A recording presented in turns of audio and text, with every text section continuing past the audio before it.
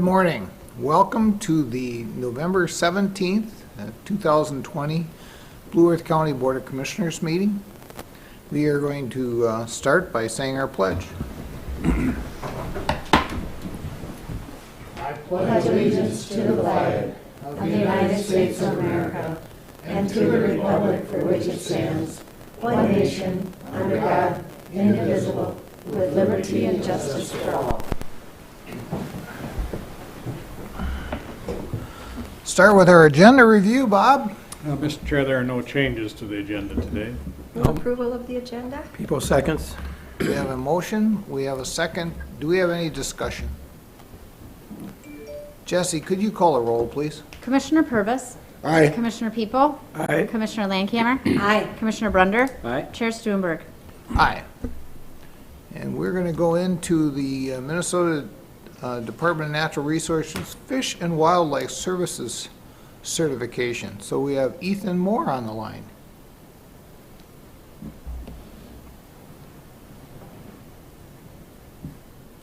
Okay, I think you're on mute, Ethan. There you go. My computer has a delay, so that should be unmuted now, yes? Yep, Yes. I can hear you now.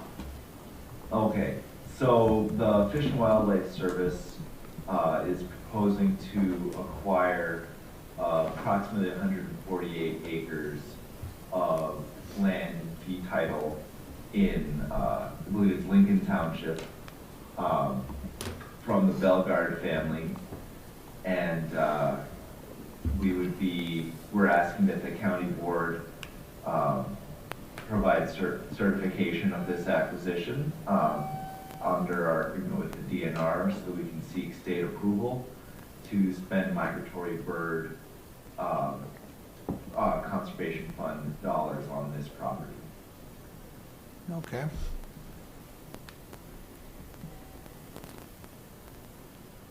You looking for a motion on that, Mr. Chair? A motion? Yeah. Yeah. I would move approval of that. And I'll second that. Got a motion and a second. Any discussion? I don't have any questions. Jesse, could you call a roll, please? Commissioner Purvis. Aye. Commissioner People. Aye. Commissioner Landcamer. Aye. Commissioner Brunder. Aye. Chair Stuenberg. Aye.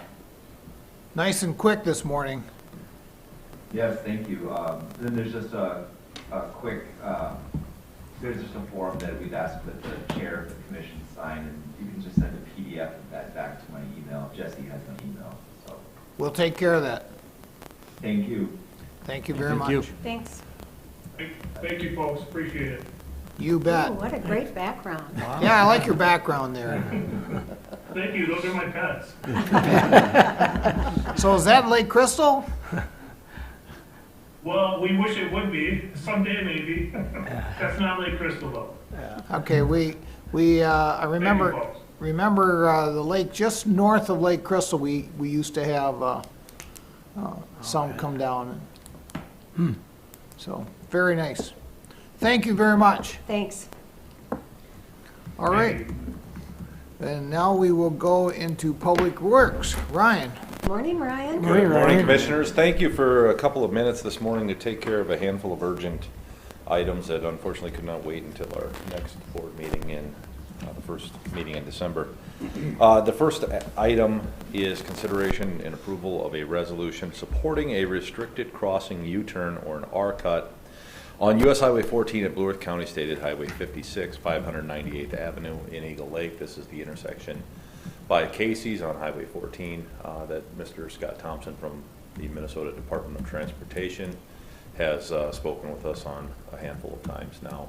So they did request this resolution be approved by the county board today so that it would expedite their highway safety improvement program grant application for external dollars to assist with that safety improvement project. Brunder will move approval. People will second. We have a motion, we have a second. Do we have discussion? Mr. Chair, Yes. I just want to remind everybody that we had a good discussion about this at 2 work sessions, and they had the survey done in the Eagle Lake area and had a pretty good response, and this was not the perfect answer to this intersection, but it is probably the best answer at this point in time. And I was lucky enough yesterday to actually see how the R cuts work in a 53-foot trailered semi, because I had one of Commissioner Peoples' employees had a semi at my shop, and he took me out and we went around it, and so I actually got to see how it worked in an actual semi with a trailer, and it's a 53-foot trailer, so it should be the longest trailer. And he got around that R cut without any issues at all, not even using both lanes. So I think it'll be a huge safety improvement for this intersection. I'm very impressed with the commissioner that would, He was, do a little homework there. Your driver was very accommodating. I was going to say, obviously Commissioner People has wonderful drivers. Yeah, I was going to say it's all the driving, but I think part of it is the length, yeah. Great. So that's all I have for comment, Mr. Chair. Any other discussion? Jesse, could you call a roll, please? Commissioner Purvis. Aye. Commissioner People. Aye. Commissioner Landcamer. Aye. Commissioner Brunder. Aye. Chair Stuenberg. Aye. Okay, thank you. The second resolution included in your board packet is a resolution of support for the City of Mankato application for relocation and rehabilitation of the Kern Bridge. This is an application in support of Mankato's application for federal dollars and to take ownership of the Kern Bridge for the crossing over the Blue Earth River between Land of Memories Park and Sibley Park. So the city did ask for resolution of support from Blue Earth County for their application. I did verify with the Minnesota Department of Transportation that there was no perceived conflict of interest, because I do sit on the one of 7 members on the committee that is working through the selection process, but there was no perceived issues with our support of this application. I think it's critical that we do continue to support this project, and I fairly evaluate all of the applications that move forward. I'll move approval. I'll second that. We have a motion and a second. Any discussion? I just want to say that I think this is this is either between Wills and my district, but it's been a long time discussion on what would take place. And I did have a gentleman earlier in the year that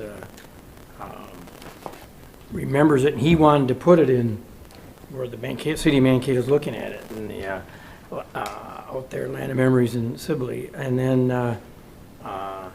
at the time, we didn't think that would even be possible because of it's so short, the span, but then I guess engineers work at it. But so it was interesting that city of Mankato then did put a resolution or a bid for it. So I hope it works out, because that would fit in well with the purpose of the dollars for where it would go. Yep. So. Mr. Chair, can I ask a really naive question? I guess I was surprised that we went through the process of taking it down, storing it. Why couldn't these applications have come before it was taken down? I'm just asking the question. No, good question. I think there was a sense of urgency to get the bridge salvaged off of the river because of the failing limestone block abutments, and I think there was also intent that as the bridge is taken down, we would want to take it, disassemble it, take it into a shop, and rehabilitate any members that were maybe damaged or compromised. There was some. Have somebody really look it over very closely before it's re-erected. That material, that wrought iron, is really variable in strength. So I think there's definitely a need to take a close look at it before each piece is put back up. That makes sense. I was just kind of thinking about it. Yep. Had we had a destination for it right away, maybe it could have just been kept in place, but getting it out of the river valley where it was located would have been challenging as well. Mm-hmm. Okay, thanks. Well, I certainly agree that this isn't a very needed place for it. It would place 2 of Mankato's busiest parks together. I think it will enhance both the parks, both Sibley and Land of Memories, and probably create a whole new set of post-COVID things to do. Yes. So hope that the city of Mankato does get it, and that I'm completely for this. This is awesome. you know, when you think about it, it might even help when the lights come back up at Sibley, help with the road not being clogged, trying to get into Sibley, because they can go into Land of Memories. Never know. Yeah. Never know. Any other discussion? Jesse, could you call a roll, please? Commissioner Purvis. Aye. Commissioner People. Aye. Commissioner Landcamer. Aye. Commissioner Brunder. Aye. Chair Stuenberg. Aye. All Thank right. you. Thank you for your time this morning. Just one parting comment, a reminder that we are having the public open house, virtual open house meeting tonight for County Road 57, North Riverfront Drive at US Highway 14. Starting at 4:30, beginning, we'll have a brief 10 to 12 slide presentation by myself and Tony Roche from Bolton and Mink, and then we'll leave it as an open forum to answer questions. So if anybody is available, we'd love to have you online. If not, we understand as well. Can I ask one more question? Of course. Yes. Do you have a time frame as to when a decision will be made as to where the bridge goes? Yes, but specifically off the top of my head, I can get That's you okay, I exactitude. just wondered if it was. I think the objective would be that by New Year's, we have a strong indication. So I Okay. think into January, we'll be working on reviewing those again. I don't have it right off the top of my head, but yeah, That's okay. moving forward. I was wondering if it was next summer or, you know. No, in fact, the reason I think the deadline for submittal is looming is why the city requested this resolution at this meeting and not my regularly scheduled December meeting, so. Yeah. Yep. Thanks, Rand. You're welcome. Thank you very much. Thanks, Ryan. All right. We have Mark Manderfield. Morning, Mark. Good morning, Morning, everyone. Mark. Good morning, Mark. How are you this morning? Doing well, thank you. Thank you for having me. It's our pleasure, Mark. I'm here on behalf of Planning and Zoning Department to review and hopefully have approval of the amendments to both the Planning Commission and the Board of Adjustment bylaws that we discussed at the work session in October. Those bylaws were a topic of discussion at the November Planning Commission meeting as well. The Planning Commission did discuss a few items at length. One of them was the number of members on the Planning Commission and Board of Adjustment that were in the unincorporated areas. And then the other one would be the term limits that we talked about at the work session as well. They did make some recommendations for the board's consideration. They did like to see that the Planning Commission members would be increase the number of members from the unincorporated areas from 3 to 4. If you recall the work session discussion, statute requires at least 2. Staff had proposed an increase to 3, and now the Planning Commission is recommending an increase to 4 there. Again, that board is a 7-member board, including one of the commissioners. And then the other proposal that they had would be removing the term limits in the bylaws.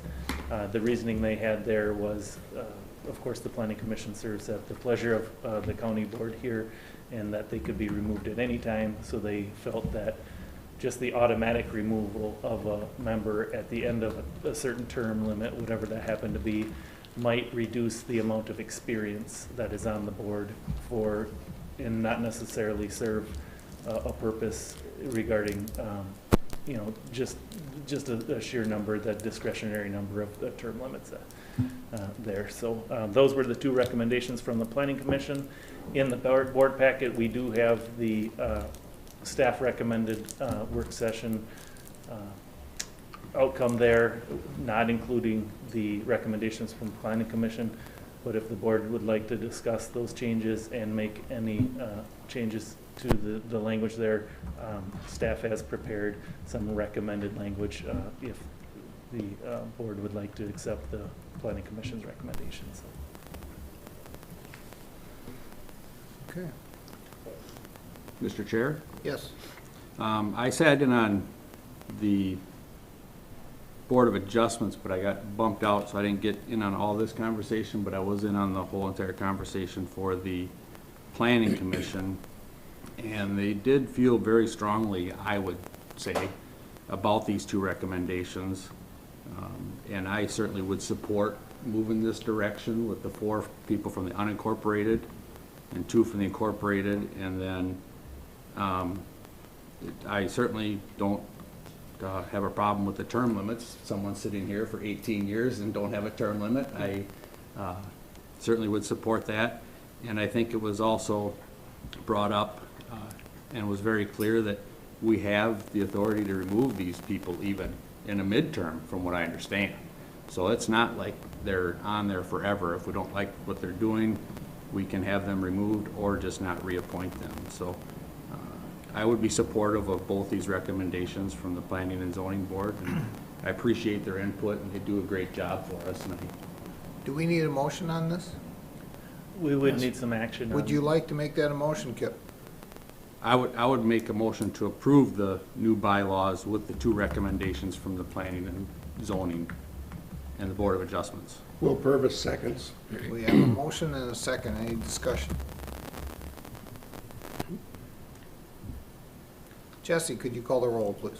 Commissioner Purvis. Aye. Commissioner People. Aye. Commissioner Landcamer. Aye. Commissioner Brunder. All right, Chair Sternberg. Aye. Thank you very much. Thank you.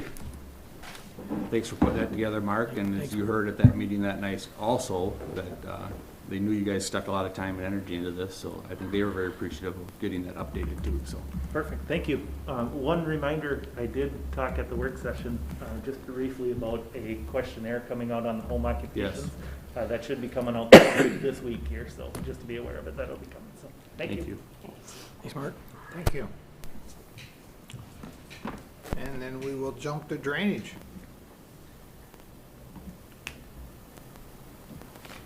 We have Craig and, Craig was on this morning with us with some other stuff. There he is.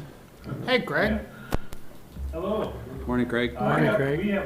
We have 3 items here for you today. First of all is the approval of the single-year levies. You have in your board package, you should have all the recommended levies. This actually went before the drainage advisory group a week ago here, so it has been reviewed. I don't know. If you don't have any other questions, I'd recommend approval. Will Purvis moves approval. Brunder will second. We have a motion and a second. Any discussion on this? Mr. Chair, Yes. I just want to say that we spent over an hour the other day with several staff and Will and I, and went through these one by one and talked about how we get to get all of them out of the negative. That is our goal every year. We usually get 1 or 2 out, but then 1 or 2 go back in. But we spend a lot of time putting this together, and staff does a great job beforehand, before Will and I even get there and have it laid out and talk about the ones that are going to be an issue, because there's lots to talk about. So we do go through them one by one, though. I think. Carrie, I think you got your mic on.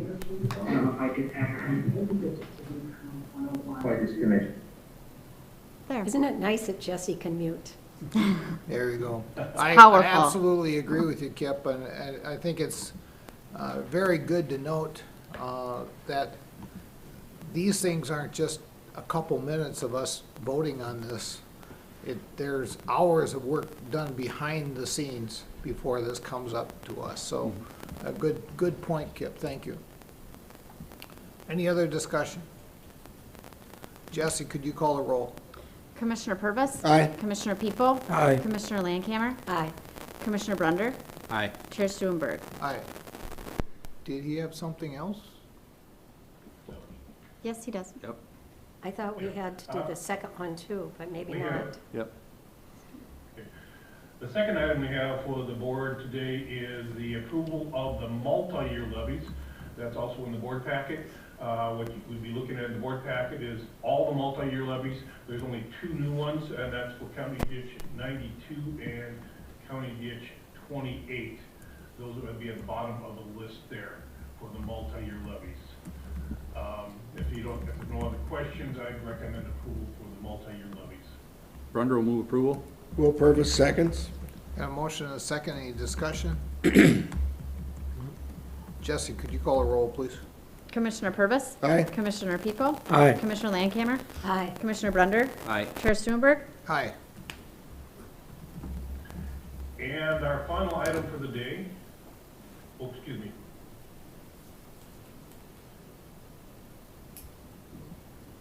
Final item for the day is the setting of the hearing date for County Ditch 86. We're recommending that be December 1st at 9 o'clock. Brunder will move approval. Purvis seconds. A motion and a second. Any discussion? Jesse, could you call a roll, please? Commissioner Purvis. Aye. Commissioner People. Aye. Commissioner Landcamer. Aye. Commissioner Brunder. Aye. Chair Stuenberg. Aye. Thank you, Craig. Yep, thank you. Thanks, Craig. All right, and right to Human Services. We got Phil on the line, or? We're running early, I think. Bob just went to get him. They are here in All person. right.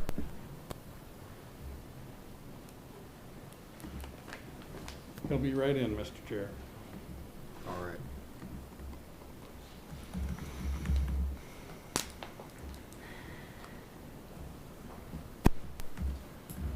Morning, Good morning. Phil. Good morning. Bill? Morning, Kelly. Morning, Kelly. Kelly? You ready for me, Mr. Chair? We are ready for you. Sounds good. Well, as always, thank you for the chance to tell you a little bit about what's going on in Human Services, and obviously Kelly here as well to help us understand the current status of COVID and what's going on in the public health arena. As far as action points, Mr. Chair and Commissioners, I have three, and the first is under financial assistance, MRCI, and it's SNAP, employment and training. And so this purchase of service agreement is for SNAP recipients, and it's required for able-bodied adults without dependents to help them find and keep employment. And it is a renewal contract. The funds are very similar to the past year, which is approximately $9,000. Sometimes during the course of the year, we will have excess funds, and so they do send out extra money if there is any throughout the course. But we start with this, what I consider a relatively small amount. The term is October 1st of 2020 to September 30th of 21. And then under community-based services, a couple of items that will look familiar. Brown County Evaluation Center. It fulfills our statutory mandate for detox for citizens who reside in our county, and I'm sure the board's aware that this is an unusual location issue too. If anyone is in our county that is intoxicated needing detox, we also are responsible for that. So that is a unique stipulation there. A lot of the counties up north have a big issue with that just because they have a lot of traffic during the summer and have a lot of detox. So there's kind of a uniqueness to how detox is structured. Brown County Evaluation Center obviously is our primary resource and placement for all of our detox individuals. We are a member county, and that means we do have priority of space if needed. The per diem increased from $430 per day in 2019 and 2020 to $443 for 2021. And the term of this agreement, January 1st of 21 through December 31st of 21. And the final action item, Mankato Department of Public Safety. They provide transportation backup to detox for people that are in need of the service within the city limits of Mankato. And they asked for a 2.5% increase to $78.89 per hour. I'm sorry, that's what the previous was, to $80.86 per hour, reflecting the new rate for 2021. And that is follows Mankato's COLA for this year. Mileage will also be paid at the IRS rate for 2021. Term of the contract, January 1st through December 31st of 2021. Those are the action items I have for today. I'll move approval. Second that. Got a motion and a second. Any discussion? Just a question. I'm assuming that $9,000 doesn't cover what it costs us to do that. Right. It's a very small amount, and I think when I read it, I have to say, Commissioner, I was taken aback by it just because it is such a small amount. And I checked with staff and said, that's what we really get. We have gotten really sizable bonuses in the past, like this past year, I think it was $40,000. So I think it's more of a prepayment and then see how the year goes. But we can't bank on any more than that, and you run out of the money after you serve so many people, and you're left trying to either do the service out of the goodness of your heart for MRCI and ourselves, or people go without. And so I think it's a low number is how I look at it. You know? Oh, Mr. Chair, Yeah, go ahead, Mark. well, I was just trying to figure how many, I guess for that amount, how many kind of people can you really help? Yeah, and I don't I know have it that varies. number, Commissioner. It probably does vary because of the intensity of it. Some people, it might be employed, we're just helping them stay employed. Other people might be starting from scratch. Depending on how employable they are, you know, it could be as simple as a referral, which would cost us very little money. But if we get more involved and provide a case management-like service, you're gonna eat up a lot of dollars quickly. So I do not know the overall number, but I can certainly get that too. I have a follow-up. Kind of, Yeah, data point. maybe even for you. over several years or Sure, something. yep. I'll get more information on that. That's a Yeah. great question. I don't know that answer. Thank you. One of the concerns I have is I was on the AMC's Health and Human Services meeting yesterday, and I think there's going to be a lot of cuts. Yeah. They're, 43% of the general fund budget? And they've got a budget down $2.5 billion. Yeah. So it's billion, it's a B, Yes. yeah. It's gotta be a B, It's a B. yes. I know that, Bugger, what? a B. A B, it's a B. billion dollars, Mhm. 2.5. And one of the challenges is it usually flows downhill. That's exactly what I was gonna say, as we all know, and it's a pattern that is very predictable, that when you see DHS cutting, which they already are in direct care and treatment, making kind of drastic structural changes. Yeah, we don't come out of that unscathed, and Bob and I have talked about that a bit, but we know a lot more is coming and how to prepare for that in all of these areas. Yeah. I would guess an area like this won't be touched because there's not a lot to grab up, but that bonus money I was talking about, that probably will not be seen, and so it'll change how many people we serve back to that issue. Challenges. My question with the Brown County Evaluation Center, that's a per diem rate. How much have they lost this year because of COVID? I mean, we don't have the amount of people drinking at nighttime. We don't have the students out at night, which we've had quite a few. I mean, that's usually where we get a large amount. Coming from Blue Earth County, that's where we get them from. How is what we call the detox center doing? Yeah, maybe I Commissioner can- Purvis can answer that more accurately. I can answer that. They're actually having a very good year. That's what I thought. Really? Part of that is they are, before they weren't taking meth patients, and they figured out how to do that safely and effectively. We have a new executive director there who has come up with some very good ideas how to move forward. And other counties that don't contract with Brown County are putting patients in there. So the evaluation center is actually having a good year. They've had a few COVID-19 things come up, but not as many as they had expected. Wow. I think people aren't getting picked up as often maybe, but it doesn't mean they're not drinking. Absolutely, and Mr. Chair, Commissioner Purvis, I think the experience we've had, if that mirrors at all the whole detox mission, but that there was a significant dip when COVID hit, and people did kind of hole up, I think, but it's come back in a big wave, and so I would have said just from a Blue Earth County perspective, that we've seen that kind of go down and then back up again. The other thing that we really appreciate, even though it's an expensive way to do what we need to do, is when people are on commitment for chemical use, detox has been willing to hold those folks for us at this high per diem. We don't have any other choice, and this is cheaper than a hospital stay. So It's kind of hold your nose and get through the situation, but they have really helped us in that way. So I think that's also helped with, their bottom line. It helps us, it's a win-win. We've advocated, and I know DTAX is looking at that as maybe a different per diem rate or different structure to do that.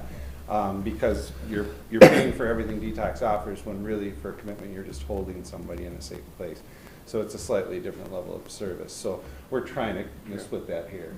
The board has had a lot of discussion Okay. on that, and have actually looked at maybe expanding that service, which great. would result in a smaller per diem. That'd be awesome, and it really is a win. I hope it's a win-win for both their mission and for ours. So I know our county human service agencies feel that way, that it would be a great thing.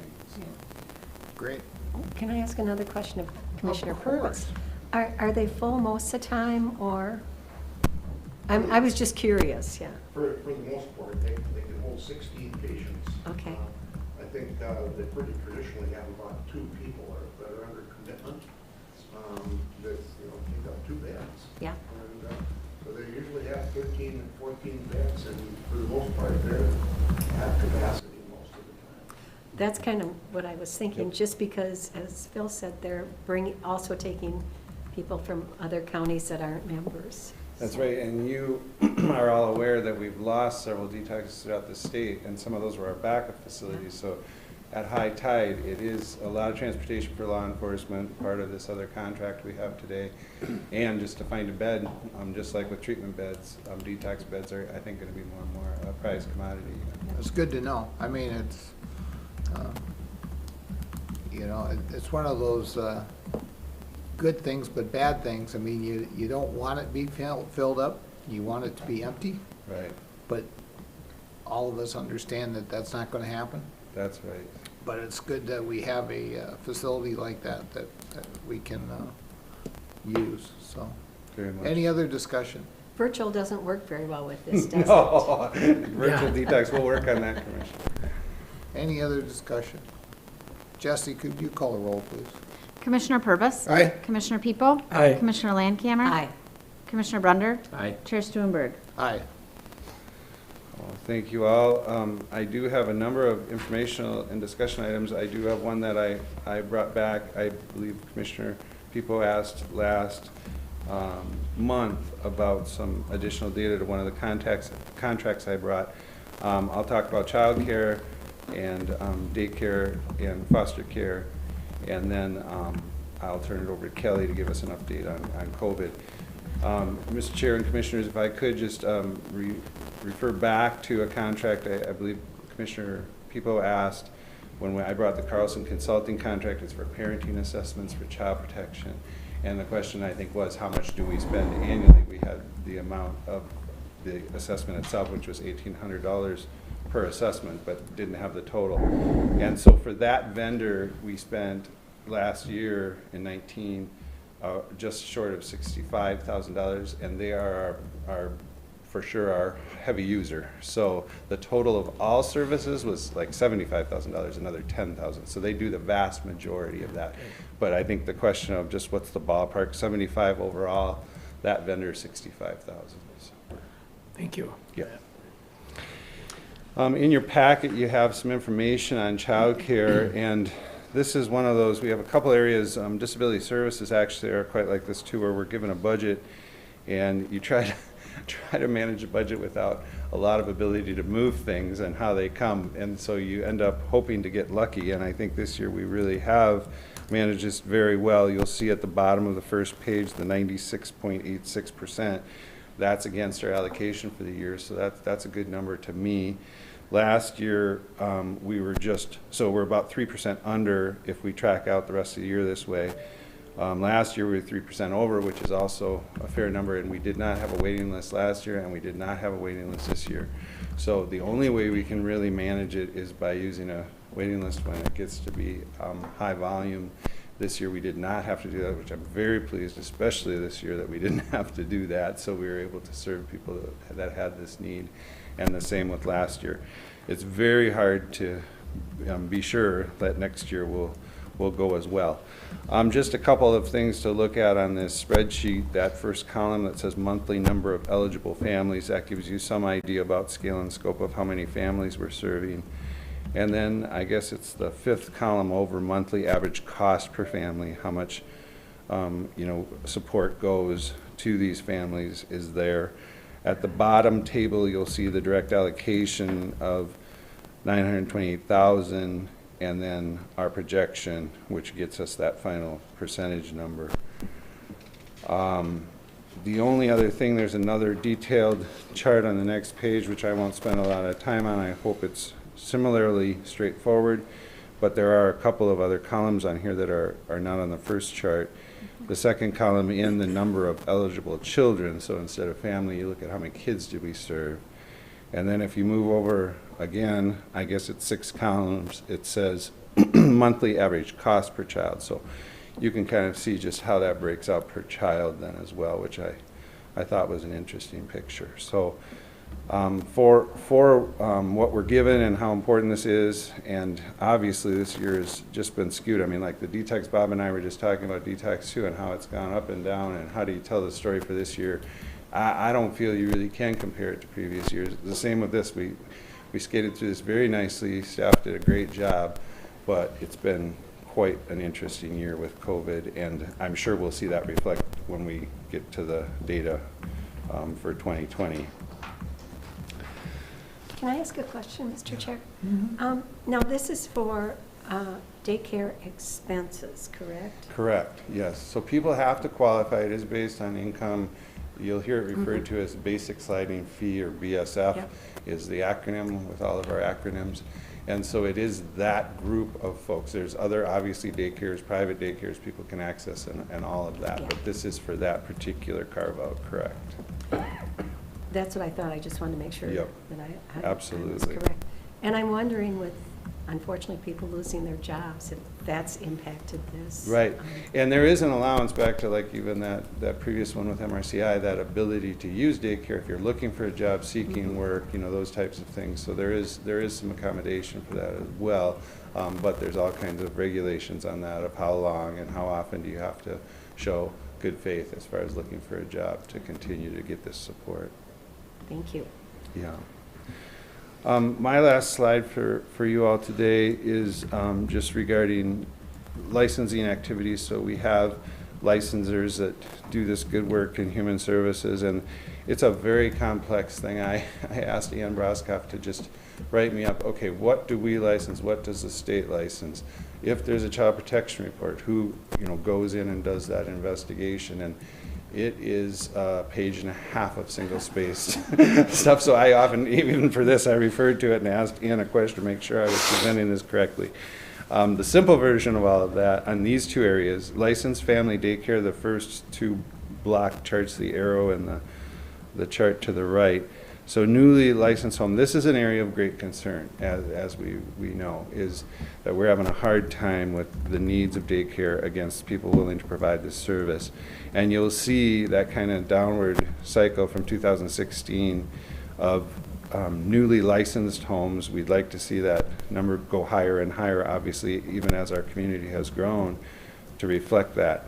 I suppose the good news is you look at 2019, we had 2. That's a very scary number. And last year, we had 7. So I think that's good in relative terms, but we could use a lot more. And we certainly do, hear this from the community as far as a need that we could certainly use more services and try to incentivize people willing to do this work.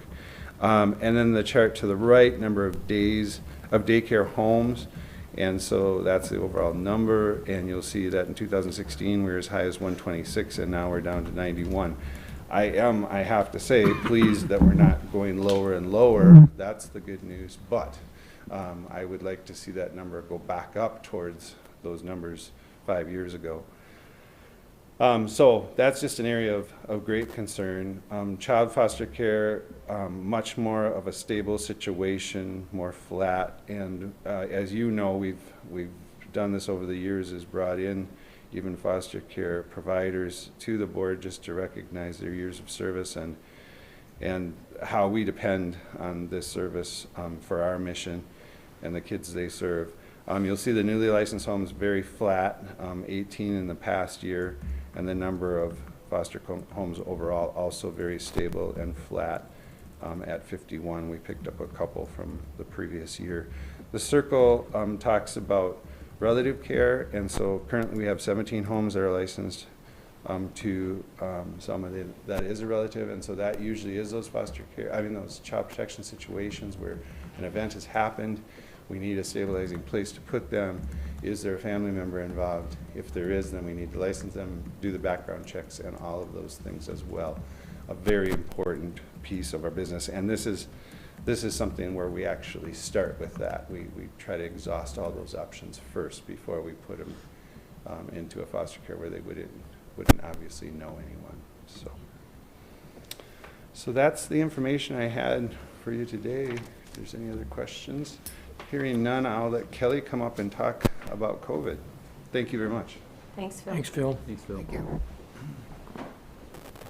Morning, Kelly. Morning. Morning, Kelly. All right, put my glasses on so I can see again.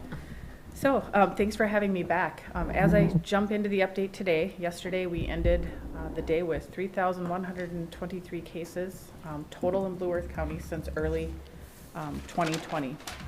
Our testing rates, so I went and looked at first week of October and then last week, and we have had the first week of October compared to last week, we had an 88.49% increase in testing. However, at the same time period, we had a 368% increase in positive cases. So while testing can account for some of the additional positive cases, there is definitely spread of the disease. It is widespread at this point. So many healthcares in our area are struggling with staffing. I was just on a call yesterday where I was hearing they were down 20% staffing. So even if there are beds, sometimes there are not staff to manage those beds. So it's kind of a combination of those two factors that can play into some of the updates that you're hearing. Some of the efforts for Blue Earth County Public Health, we're continuing to work on joining the regional system with MDH to complete interviews for COVID positive cases in our county. We aren't quite up and running yet. There were 6 different systems we needed to have usernames and passwords for: Citrix, IEX, LMS. It sounds right, all of the acronyms, and there's a number of other ones. We ran into a little hitch with Amazon Connect that we're working through this week, so hopefully that will be our last hurdle and we will be up and running. Staff, I believe one staff is fully trained with a commitment of over 35 hours to conduct the training. Some trainings were 10, 15 minutes, some trainings were 7 hours, so there's definitely been a heavy training commitment. We have 2 staff that will be trained, a program coordinator who will be trained, and we committed 16 hours earlier this year to MDH to help with that effort.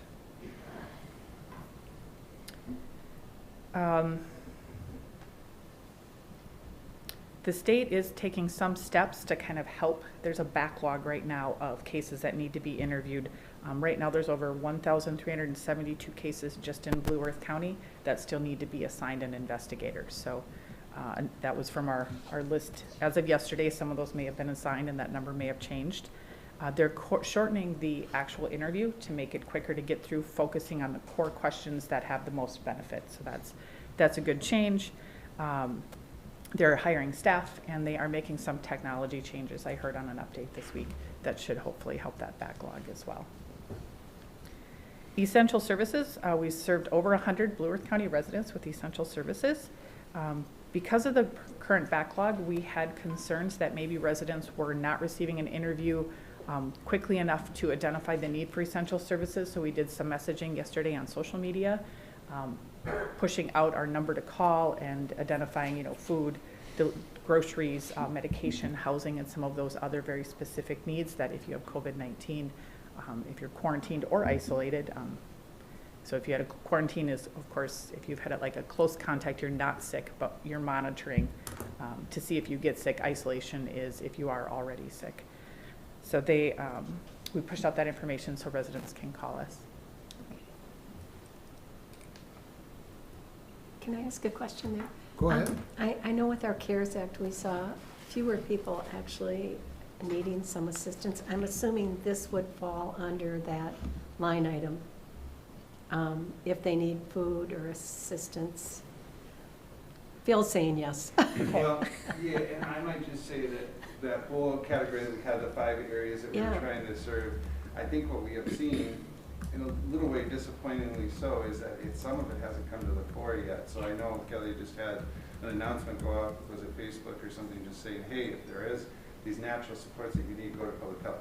We have, even before CARES money, provided this as part of our mandate. So it is a mandate either way, but some of that does spill over. I think you're absolutely right. It's the same category Yeah. of CARES, but I think public health has been doing this since the very beginning as part of our core mandate, and so it won't go away even once CARES money goes Yeah. away, if that makes sense. Yeah. Thanks. Okay. Mr. Chair, I have a question. How are long-term care facilities holding up? Are they, I assume that they're stressed? They are stressed as well. They certainly struggle with staffing, and I know a number of our facilities have engaged support either through our Minnesota Response volunteers or through the National Guard as they have gone through COVID-19 with their staff and with their residents at times. Mr. Chair, maybe if I could go back to Commissioner Landcamer's question. The money that was allocated out of the CARES Act for individual assistance did not include the essential services. Okay. That was a different kind of set of funding that was made available. The essential services, I do believe, are being paid out of the CARES fund, but not in that individual assistance Oh, okay. category. Thanks.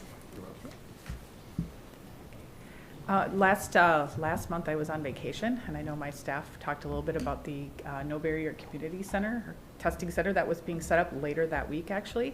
So we have some statistics that have come out of that testing site. Week 1, there was 486 people tested, so that was a partial week, with a 9.4% positivity rate. Week 2 was 1,437 tested, with a 15.71% positive rate. Week 3 was 2,773 were tested with a 17.71% positive rate. And just last week, week 4, we had 3,695 people tested with an 18.62 positive rate. So a trend with increasing positive cases. This is regional data. This doesn't mean these are all Blue Earth County residents. We've been unable to get the county level data at this point, but we're working with the state to get that information, which will help us make decisions locally. All right, thank you very much. Vance and I helped that first week because we were both negative. And then, of course, on the horizon is vaccine planning. So we continue to engage in all of the activities to vaccinate folks. We attend calls. We're ordering supplies, syringes, alcohol prep pads, all of the different things that you need for a vaccine clinic. Of course, it's going to look very different than during H1N1, where people were much closer together in line. That isn't going to be able to happen this year. So working with some of the logistics and planning with that, partnering with emergency management and other community partners to do walkthroughs and identify storage needs and all of the other pieces that go with vaccine planning. And definitely last but not least, public health staff continue to provide their normal services, including home visits to medically fragile babies, working with pregnant women who are in crisis through our First Steps program, coordinating and supporting our elderly residents, and a growing number of them that need help staying in their home. And our TB caseload, our active TB caseload has increased as well over the last month with, I believe, 4 or 5 active cases right now that also require contact tracing and investigation and involve essential services. Wow. Nothing to do, right? Yeah. Boy. One thing The days after are another. do not go slow. Thanks for all Thank you're you. doing. Thanks, Kelly. Thank you. Thank you. Yeah. Have a good day, guys. Thanks. All right. And now we will go into our EDA meeting. Can call this to order. Bob, do we have an agenda review? Yes, Mr. Chair, there are no changes to the agenda this morning. Move approval of the agenda. Second. Seconds. Motion and second, any discussion? Jesse, could you call the roll? Commissioner Purvis. Aye. Commissioner People. Aye. Commissioner Landcamer. Aye. Commissioner Brunder. Aye. Chair Stuenberg. Aye. And the minutes? Move approval of the minutes. Landcamer. Second. Got a motion and a second, any discussion on the minutes? Jesse, could you call the roll? Commissioner Purvis. Aye. Commissioner People. Aye. Commissioner Landcamer. Aye. Commissioner Brunder. Aye. Chair Stuenberg. Aye. Bob, would you go ahead with the payment standard schedule? Well, Mr. Chair, I believe we have Nancy on the virtual meeting, so I'm hoping that she's available to share some of this information.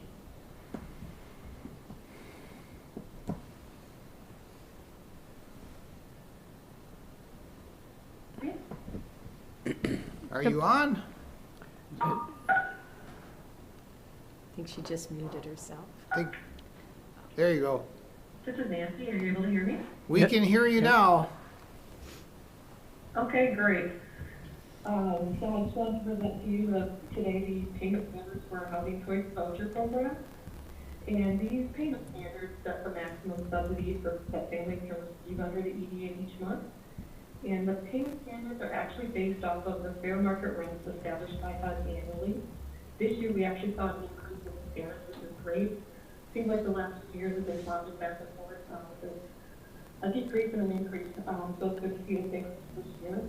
The EDA, we have the opportunity to base our payment standards at 90 to 110% of the fair market rent. And this year, we are recommending that we set these payment standards at 102% of the fair market rent, except for the 1 bedroom and the 4 bedrooms, we have them at 100% of the fair market rent. And these payment standards, we take into a number of factors as we put together the payment standards. And the first one is funding availability from HUD. And the only time we actually see a decrease from the fair market rent at that 100% is when HUD is able to fund us at full capacity, and that might be between 90 and 100%.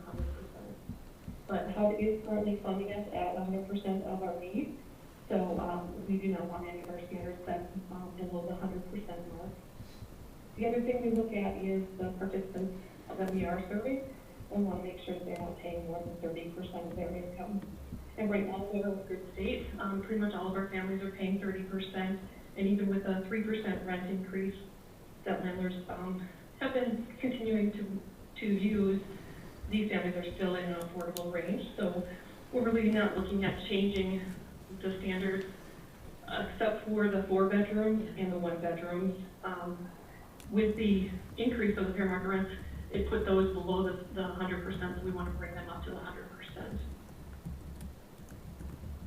Okay. And the last thing that we do look at is unit availability in the community, as well as lease-up time, how long it takes for families to lease up. And usually, we anticipate about a 2 to 4 month period.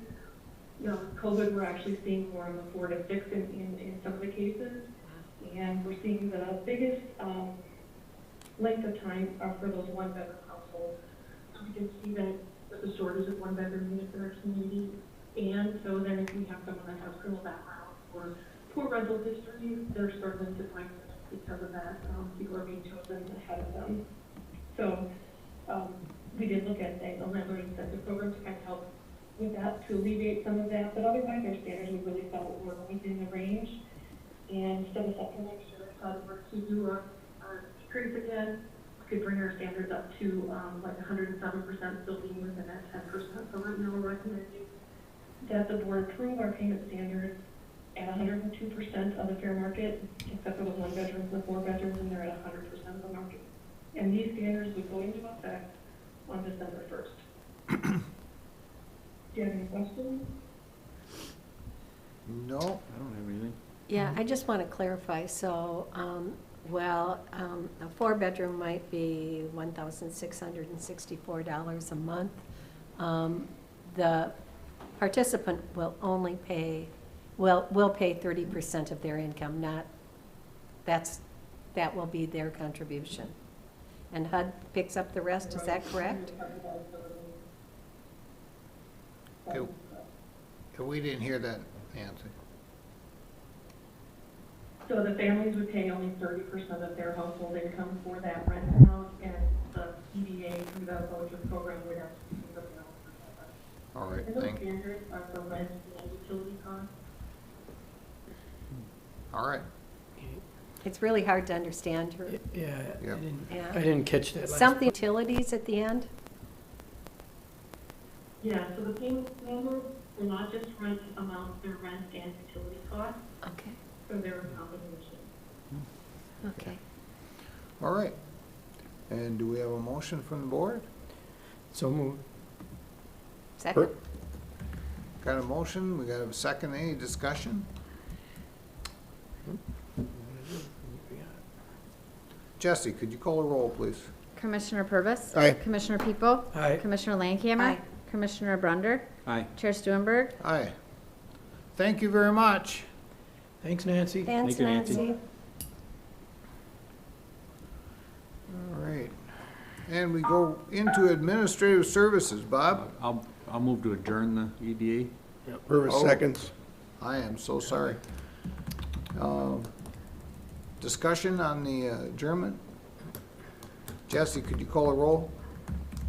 Commissioner Purvis. Aye. Commissioner People. Aye. Commissioner Landcamer. Aye. Commissioner Brunder. Aye. Chair Stuenberg. Aye. Now we'll go into administrative services. Thank you, Kip.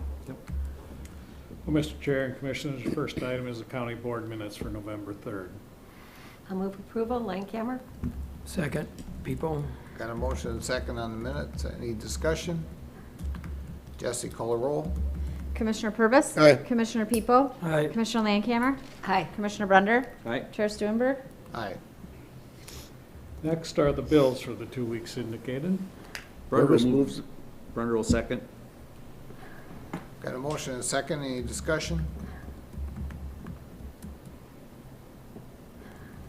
Jesse, call a roll, please. Commissioner Purvis. Aye. Commissioner People. Aye. Commissioner Landcamer. Aye. Commissioner Brunder. Aye. Chair Stuenberg. Aye. And we have human resources. Yes, Mr. Chair and Commissioners, item number 11 in your packet is the Human Resources Department agenda. We just have informational items for the board this morning. We have 2 promotions, one in the administration office, the communications manager and business analyst. Jesse has been promoted to fill that role. And then we had a clerical specialist in our community corrections department that has been promoted to the office coordinator there. We also had a lateral transfer of a case manager in the behavioral health unit from the clubhouse to a case management role in human services. Then we filled a position in the mental health area, the intake position. We also had a resignation of the human resources coordinator. And so we've got 5 recruitments that were initiated, either resulting from that particular resignation or other ones that have occurred in the recent past as we reviewed those, given our flexible hiring freeze. So we've initiated recruitment for that human resources coordinator, an administrative assistant, a nurse in the mental health center, and then a behavioral health case manager at the clubhouse, as well as a financial assistance case aide. I'd be happy to answer any questions the board Are some of might these have. recruitments in-house, or are they all open? These are all external recruitments External at this recruits. point. Okay, good. The human resources coordinator might be an internal one. We're still kind of evaluating that, but Sounds that good. one might be the exception to that statement. Any other questions on that? Okay,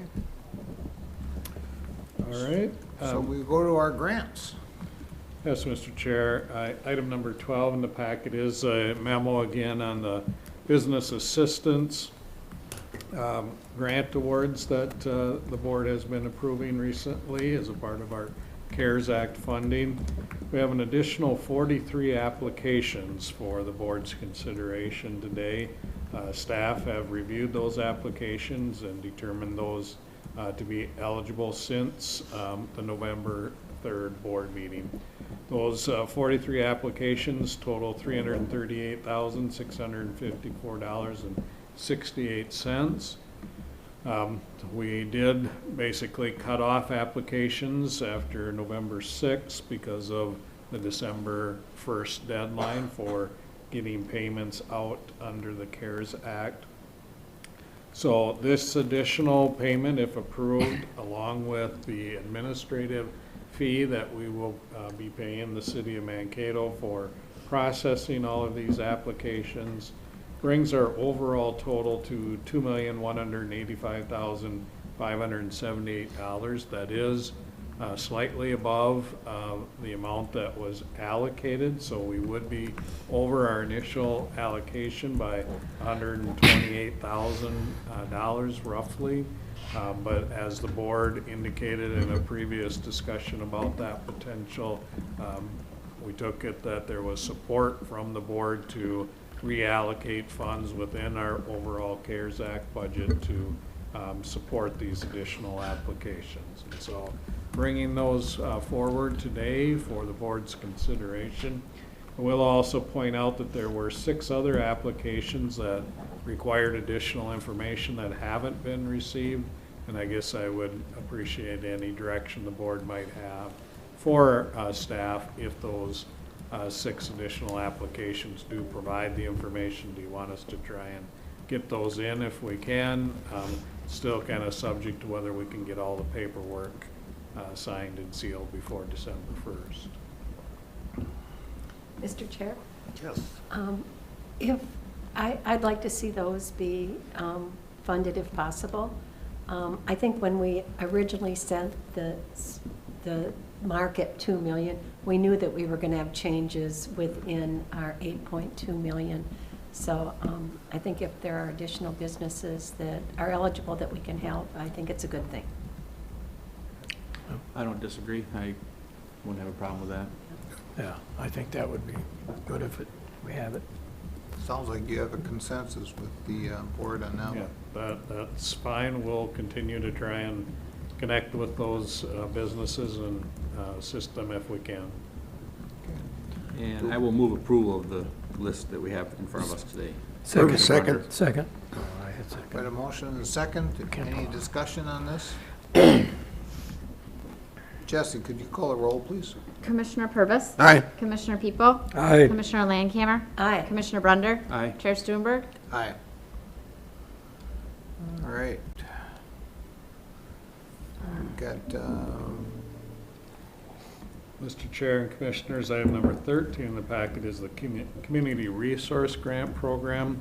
Again, we've talked with the board on a couple of occasions about this program, and we had 7 applicants for this program. This was a program designed to try and assist those nonprofits that work with the county in some capacity, primarily in our human services area, but focusing on employment, food support, other human service related items. And so we're bringing forward today the 7 businesses that are indicated there that have completed the application process. They've been reviewed internally by staff and determined to be eligible. So recommending approval of those grant awards.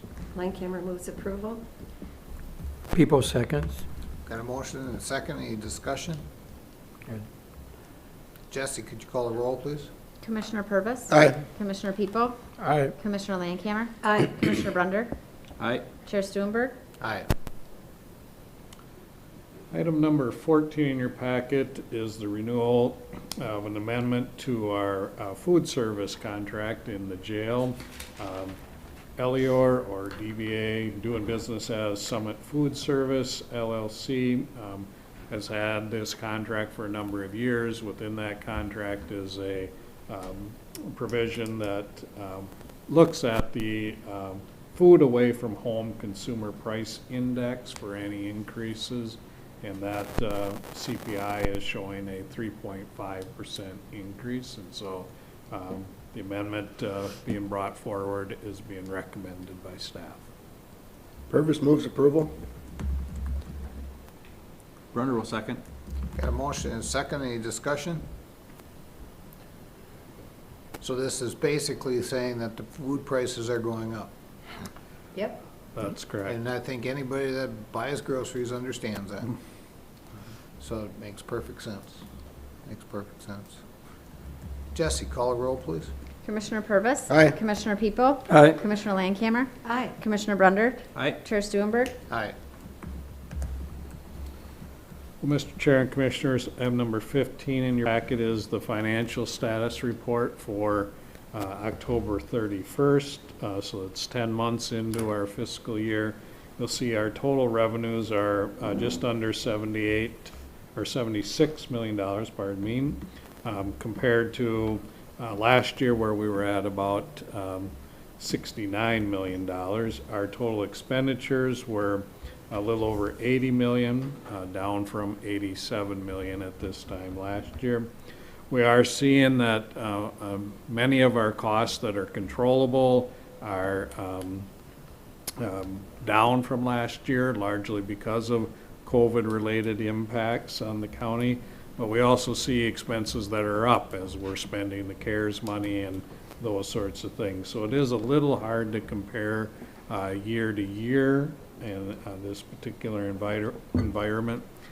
We are seeing that our revenues are tracking well overall, and our expenditures still are tracking well. Also, the contract and fees line is one that we always watch at this time of the year as the road projects are wrapping up and we're kind of closing out some of those projects, and you'll see that we are below our budget in those areas. Whether we'll hit those marks as we close out the year or not, I would guess at this point we probably won't hit that $35 million level that's indicated in our budget. So overall, we're sitting pretty well at this point. We know that the November report will show our tax collections for the second half, so that's a number we'll be watching closely to see if there are any obvious COVID impacts that show up in those numbers. But overall, I would say our operations are holding up well under this environment, and we should finish out the year probably a little better than anticipated. On the enterprise fund for the Ponderosa, you'll see that total revenues are at 2.9 million against total expenses of 3.3 million. Again, we had some significant investments in machinery and land improvements, so that's not an unexpected result at this point. You'll notice too that our fees for services line is up over a comparable period last year. That's indicative of, I think, people having time at home, and there's been a lot more cleaning out, so to speak, that has occurred, and so our fees have been stronger than expected this year. There we go. Silver lining or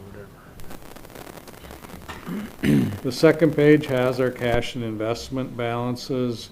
You'll see up towards the top, the total available funds sit at 42.6 million. That number will be higher at the end of November when the tax collections are allocated out and distributed. In terms of our total county funds, closer to the bottom of the page, you'll see we're sitting at 105 million, almost 106 million, up a little bit from the previous year. So again, we're sitting in strong cash and investment position at this point in the year.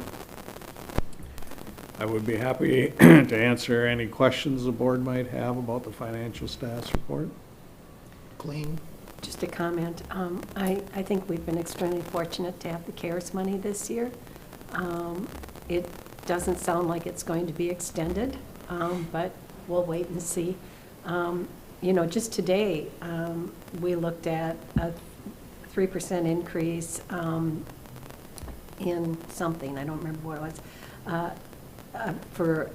Actually, I do remember now, for detox, 2.5% increase in mileage for the city of Mankato, 3.5% food service for the jail, and, you know, we've got 2.5% for all of our employees. I mean, and we're not going to have CARES Act money next year, so it's always something to think about. I think we've been really lucky to have the CARES Act money to not only help with some of our programs, public safety and the public health, but I don't think we're going to have it next year. And our businesses in the community and other places in the community, we've really been able to help with a lifeline to many of those services. So lucky us to be able to do that. We just hope that next year, these retail places can hold on, because Yeah. I have a gut feeling that next year is going to be a rough year. I think it is too, and I do worry about our businesses that are just hanging on right now, and will they be able to in the future, so. Yep. Yep. Agreed. Thank you, Bob. Anything else? That's all I have for you, Mr. Chair. Guess we would go into our commissioner reports, and I will start with Mark.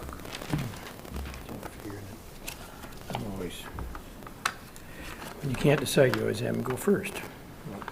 No, you're the chosen one. I'm chosen one. Let's see, we've got, I'm looking at, let's see. I could start, Yeah, because if that works for I you, got the Mr. wrong Chair. one. You know, Colleen. I got you the go- wrong one. I'm You okay go now. right ahead, and I'll. You can do that. I'll leave Mark to another time. On the 4th, we had department heads. On the 6th, we had AMC District 7, and I thought that went pretty well. On the 7th, the Historical Society had their big event for the year, so that's always a good thing. On the 10th, we had a work session.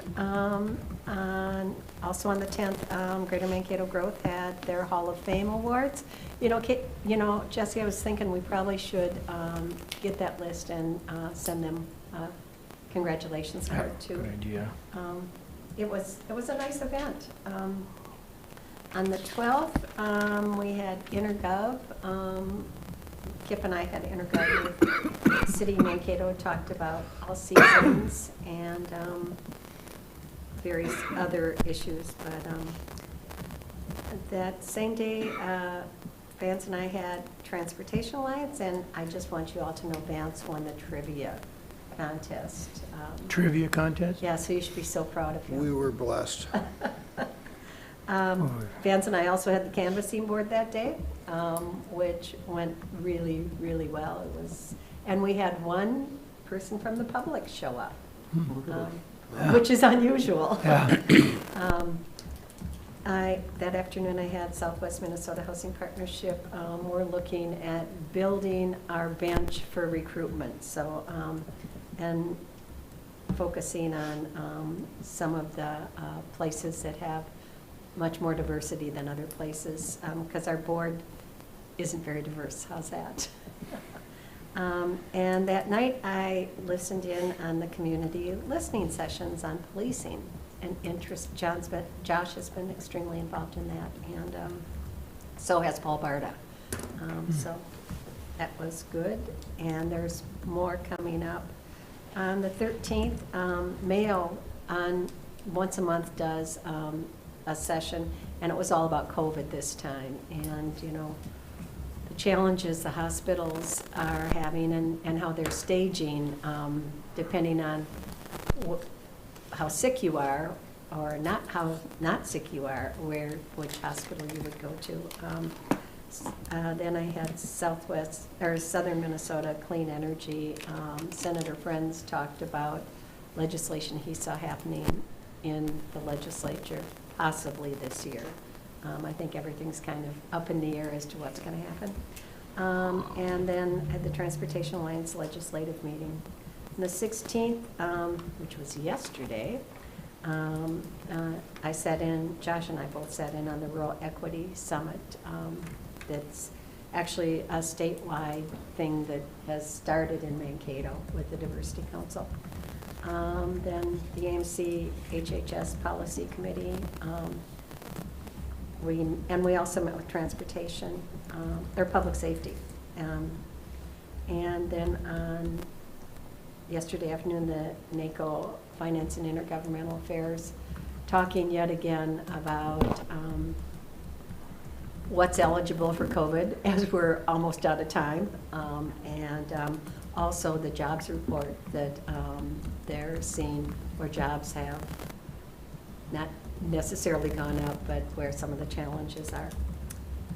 And just on the Health and Human Services thing yesterday, we had a person from Hamlin talk about they're pursuing legislation to ensure that in child protection services with adults, that they always have an attorney the first time they meet.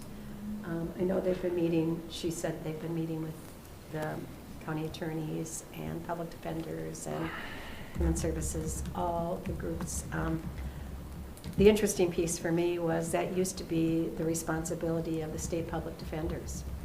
The state, in a cost shift, sent it 100% to counties.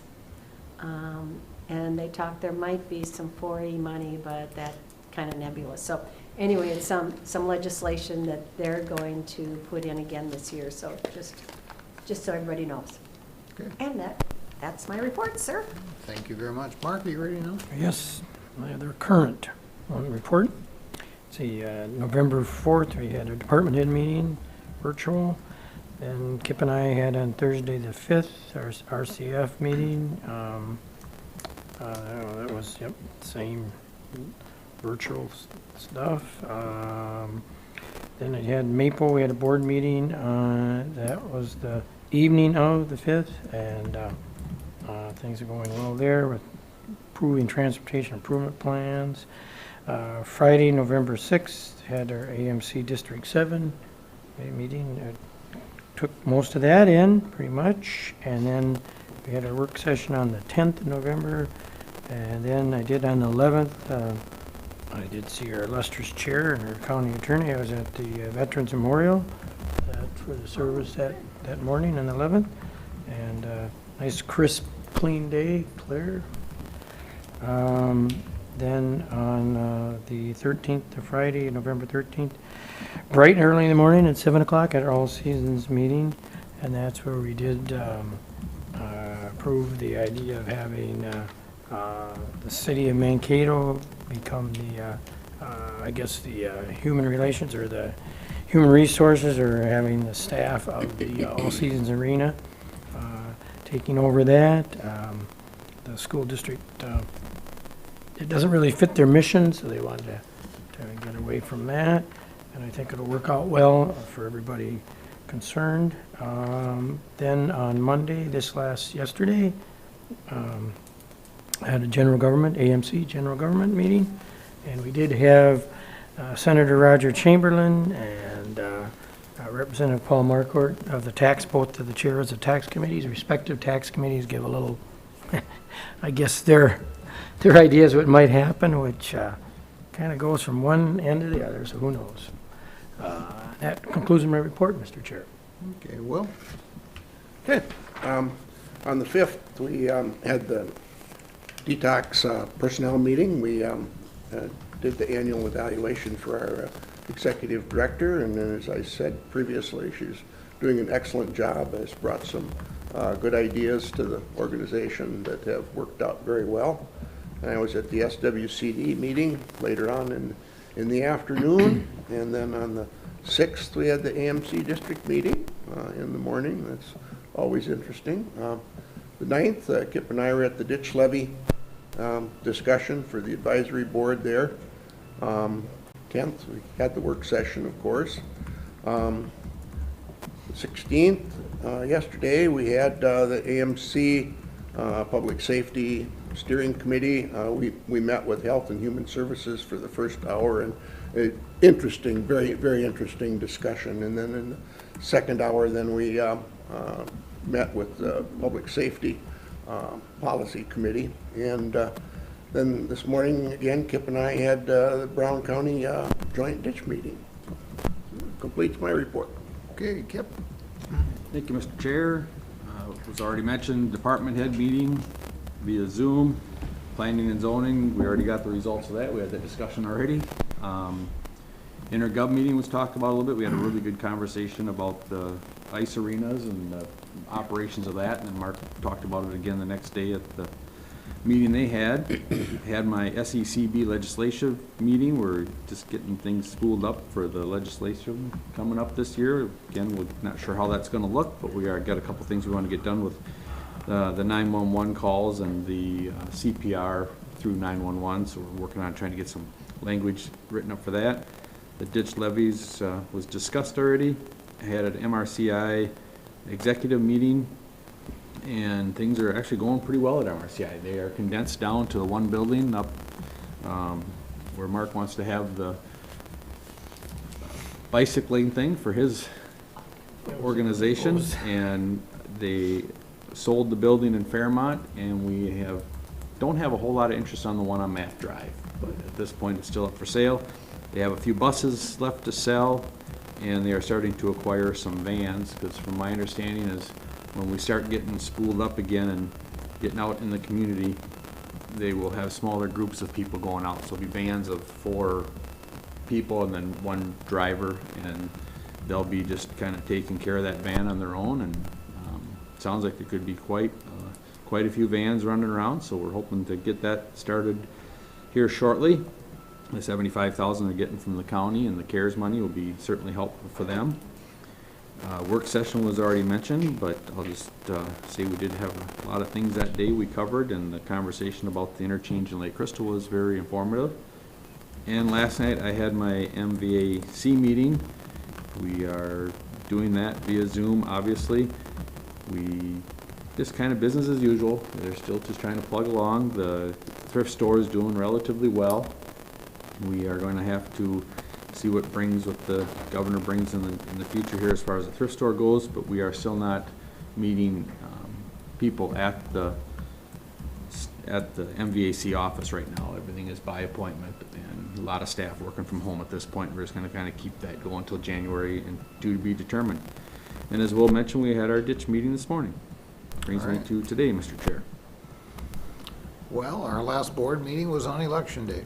And we had, I believe the United States had more people voting than they've ever had in history. So that's kind of a historical day. The 4th, we had our department head meeting, and then I had a county parks advisory meeting. On the 5th, I had a Towards Zero Death South Central Steering Committee meeting. On the 6th, just like everyone else here, I attended the District 7 meeting, and went fairly well. On Monday the 9th, I started out with a transportation infrastructure policy platform discussion. Went on to a MAGIC board meeting, my very last MAGIC board meeting that I'm going to be attending because I got timed out. And then we had a policy coordinating meeting after that, so I had a busy day there. We had a work session on Tuesday the 10th, and I had a transportation committee conference call after that. Veterans Day, I was down at the Veterans Memorial. It's always great to see the people down there. Let's see, we had, on the 12th, they had a Transportation Alliance annual meeting, and myself and Colleen were very, did a great job by listening in to at the same time we did our caucus. So we did a good job there, didn't we, Colleen? Yes, we did. You did. Okay.